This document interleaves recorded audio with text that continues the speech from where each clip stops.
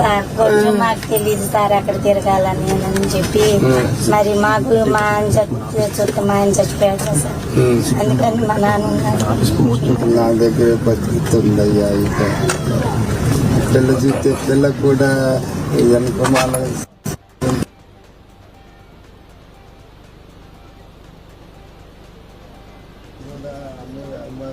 స్వామి.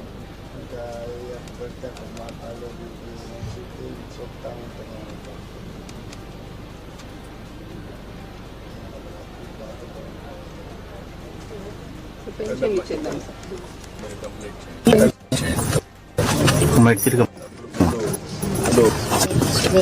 అమ్మ ఈ సైడ్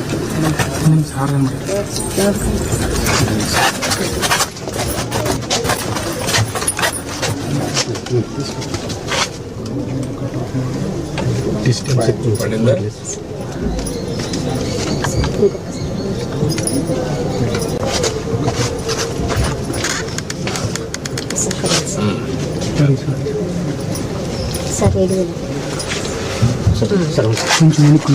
అనుకున్నాం సార్.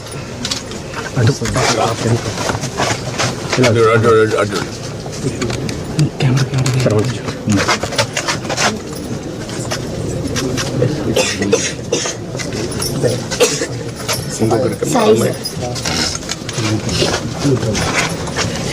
అమ్మ మీరు అటు తిరగమ్మ.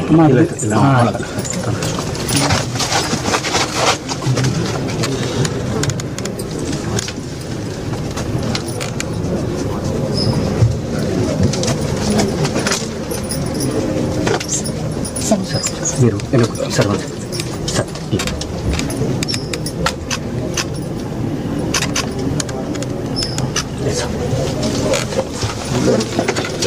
ప్లీజ్ అమ్మా.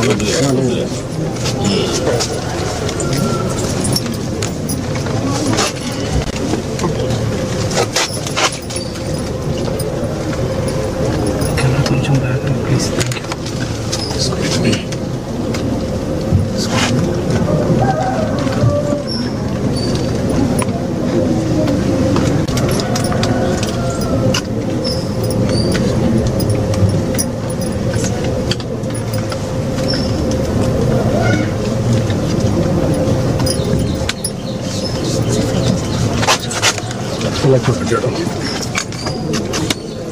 కొంచెం ఇట్రండి కొంచెం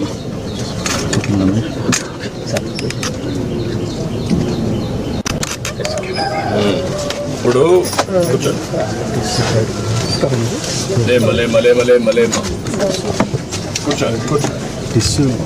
పేదవాళ్ళ కోసమే మనం ఈ పింఛన్ ఇస్తున్నాం. అదే మాదిరిగా సరే మీకు ఇల్లు లేదు, ఇల్లు కట్టేయమంటాం. మీకు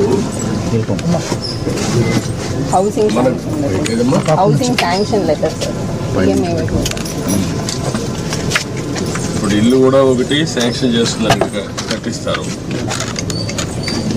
ఆయన పాములు సార్ ఆయన పేరు మీద వచ్చింది. కట్టేసింది సార్, మన పార్టీ తరఫునే మనకి. ఇప్పుడు ఇది తీసుకోండి అమ్మా. మీరు సిఆర్డిఏ మీరు కలిసి ఏరియాలో ఉండే వాళ్ళకి ఇండ్లు ఇలాంటి వాళ్ళకి కొంతమంది కట్టుకోలేకుండా కట్టిద్దాం.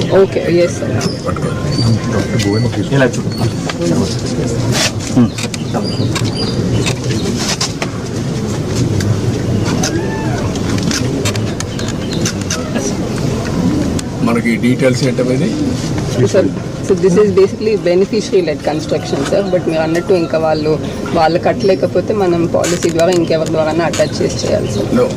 What is the amount 1.8 sir. 1.8. నేను ఇల్లు కట్టేయమంటాను, చెప్తాను. కట్టి మీకు ఎట్లా చేయాలో చేస్తాను అన్నట్టు చేపిస్తాం. దానికంటే ముఖ్యంగా ఇప్పుడు ముగ్గురికి బెనిఫిట్ వస్తుంది. ఇంట్లో నీకు రాబోయే రోజుల్లో 4,000 వస్తుంది, ఆవిడకి 5,000 వస్తుంది, మీకు ఒక 4,000 వస్తుంది. 4, 4, 8 + 5 13,000 వస్తుంది. 13,000 వచ్చినప్పుడు మీరు కొద్దిగా సంపాదించుకుంటున్నారు. వీళ్ళు వీళ్ళిద్దరిని చదివించుకొని వాళ్ళకి చదువుకు అవన్నీ ఏం చేయాలో అవన్నీ చేస్తూ ఉంటాం గవర్నమెంట్. కానీ 10 రూపాయలు సంపాదించుకునే మార్గం ఎందుకు ఆలోచించకూడదు మీరు? సంవత్సరానికి అంటే ఒక పద్ధతి ప్రకారం చేస్తే ఎప్పుడూ పేదరికంలో పుట్టి పేదరికంలో చనిపోయి ఇల్లు కూడా లేకుండా అవస్థపడి వర్షానికి కొంచెం పొలాలు చేశారు సార్. పొలాలు చేసి అవన్నీ అప్పులు పాలయ్యాడు. అప్పులు పాలయ్యితే ఇప్పుడు దాకా తీర్చాము, అయిపోయింది. ఇంక ఇల్లు వేసుకుందామని అనుకుంటే మా సామర్థ్యం లేదు సార్, అందుకని ఆగిపోయింది. ఇక్కడ ఎవరైనా మీకు బయట వాళ్ళు ఎవరైనా గైడ్ చేస్తే అటు కదా నేను ఏమనుకుంటున్నానంటే, మీకు ఒక ఆలోచన ఉంటుంది.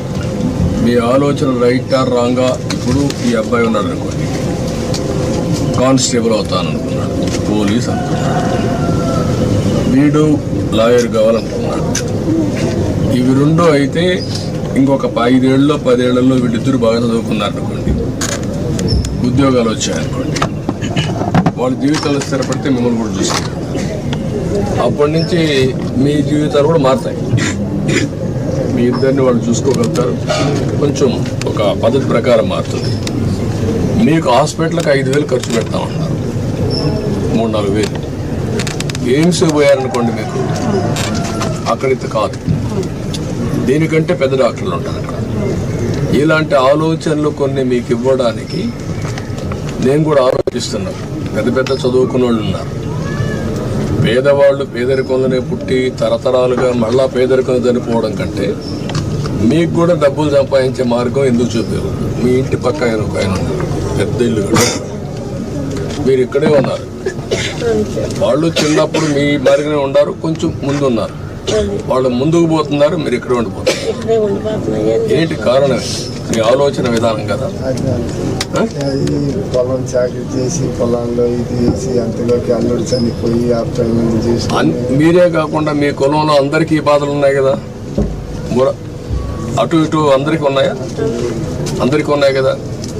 ఈ ఊర్లో రెడ్డిస్ ఉన్నారు, లేకపోతే వేరే ఏ కులాలు ఉన్నారు ఈ ఊర్లో? రెడ్లు, కమ్మోరు, యాదవులు, శాఖలు, లంబాడి, మాదిగోళ్ళు, మాలోళ్ళు. ఇప్పుడు రెడ్లు బాగున్నారు కదా, కమ్మోళ్ళు బాగున్నారు కదా, తర్వాత యాదవులు బాగున్నారు కదా. బాగలేని దేవురు మీరే కదా. ఎందుకు? కారణం ఏంటి? కాదమ్మా, మీ ఆలోచన. నేను అందుకే మీలో మార్పు తీసుకురావుతాను. వాళ్ళ మారిగా మీరు ఆలోచించాలి. ఇప్పుడు వాళ్ళు పొలం చేస్తారు, కానీ వాళ్ళకు జీవితంలో ఆస్తులు వచ్చాయి. వాళ్ళ తండ్రి తాతో 1 ఎకరా 2 ఎకరాలు 5 ఎకరాల భూమి ఇచ్చాడు, మీకు అవి లేవు. కానీ మీ కష్టార్జితంతో మీరు బతుకుతున్నారు. ఒక్కసారి పిల్లల్ని బాగా చదివించారనుకో, మీ జీవితాలు మారు. ఇంకా డబ్బులు సంపాదించే మార్గం ఏంటి? నేను అన్నీ ఆలోచిస్తున్నా.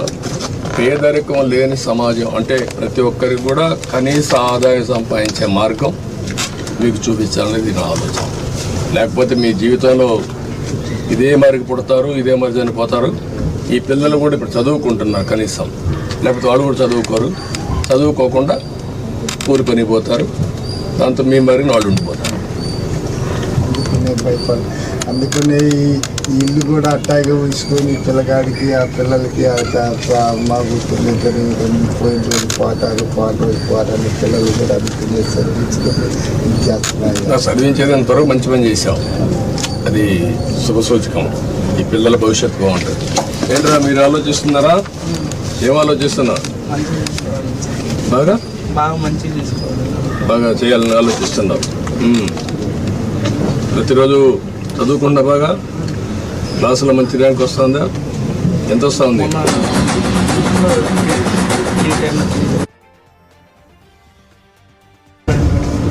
500కి.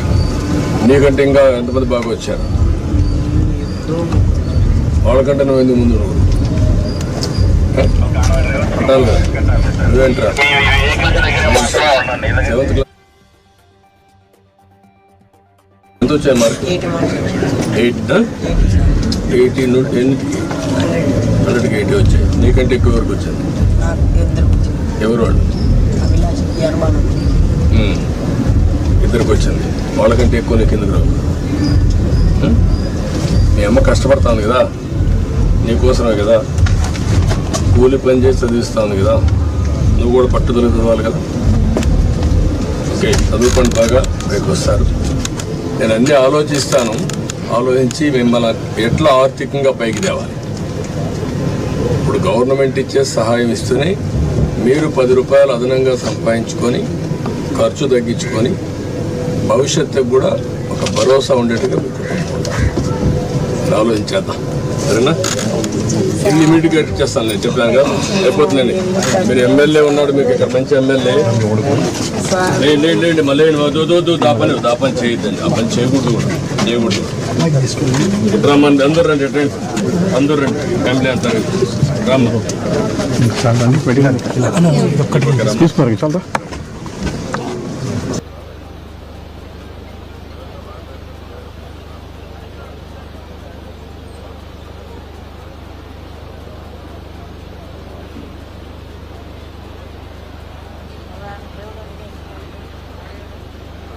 పెరిగింది.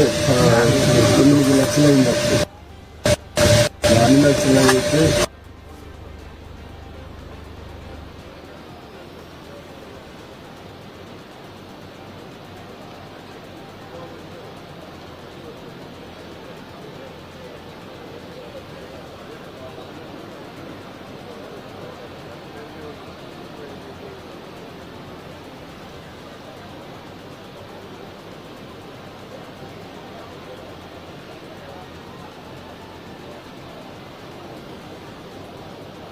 అది ఊర్లో ఎంతమంది చేసి ఉంటారు నీ మారిగా?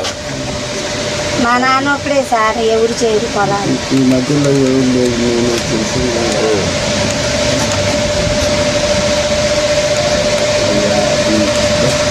ఇల్లు కట్టించేస్తాను చెప్పాను కదా.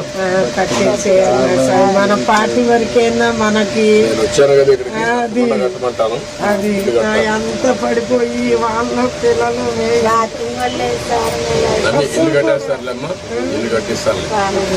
కనీసం దొరికి కూడా కట్టడానికి ఇల్లు కడతారు. మీరు నేను చెప్పిన కూడా ఆలోచించండి. ఎట్లా అప్పు మొత్తం కట్టేసేది ఇప్పటికి అదేగా బాకీ అయిపోతే బాకీ అంతా అయిపోయిందా? నేను మాట్లాడతాను, ఏం చేయాలి, మీ ఇద్దరు చదువులు కానీ ఎట్లా చేయాలో ఎన్ని చెప్తాను, మీకు గైడ్ చేస్తాను. నాకు కూడా మోకాళ్ళ నొప్పులు వచ్చిందన్న, అసలు బాగోట్లేదు. ఆయన కూడా చేయలేకపోతున్నారు. ఈ పిల్ల పోయి నేను కూడా అమ్మా, నేనేమంటానంటే మోకాళ్ళ నొప్పులున్నా కూర్చొని చేసే పని. అమ్మాయి కూరగాయల వ్యాపారం చేస్తుంది, ఆ పనికి నువ్వు సహాయం చేసావనుకో, నువ్వు నేర్చుకొని కొద్దిగా, అప్పుడు ఏమవుతుందంటే నీ ఆలోచన కూడా ఉంటుంది, పని చేసి చిన్న చిన్న పనులు చేస్తావు. బండి కూడా ఇచ్చి ఆ బండి మీద ఆ బండి మీద కొద్దిగా చిన్నగా కూర్చొని కూరగాయలు అమ్ముకుంటున్నాను. ఏం చేయాలి అన్ని చెప్తాను, చేస్తాను. ఓకేనా? ఇల్లు అయిపోతుందండి, ఇల్లు అయిపోతుంది. మీకు సంవత్సరం లోపల మీ ఇల్లు రెడీగా ఉంటుంది. సంవత్సరం కూడా కాదు, ఇంకా ముందే అయిపోతుంది. అవసరం లేదమ్మా, నేను కట్టించేస్తాను, ఇల్లు కట్టించేస్తాను. మీకు తప్పకుండా ఇమీడియట్గా కట్టించేస్తాను. సరేనా? Okay okay okay.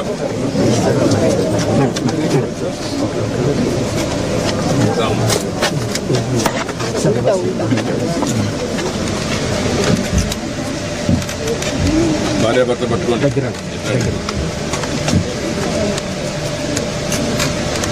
చూడు తమ్ముడు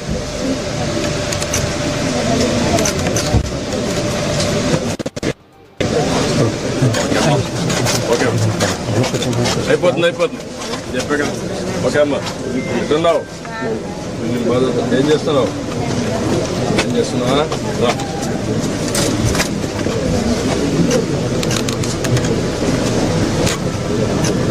ఓకే అమ్మా, థ్యాంక్ యూ.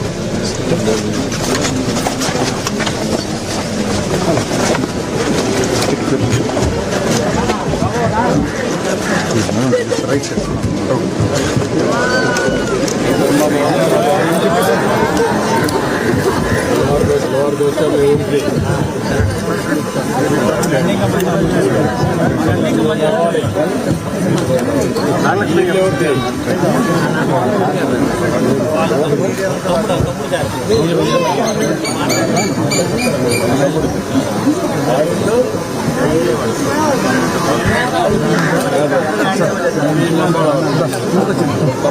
ఆయన ఏం చేస్తాడు?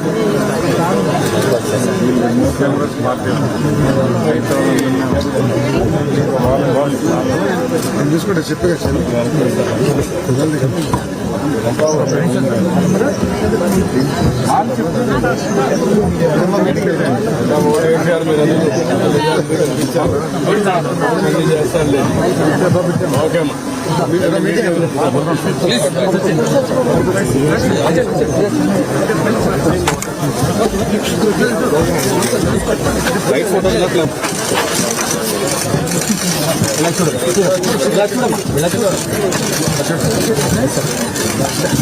వచ్చి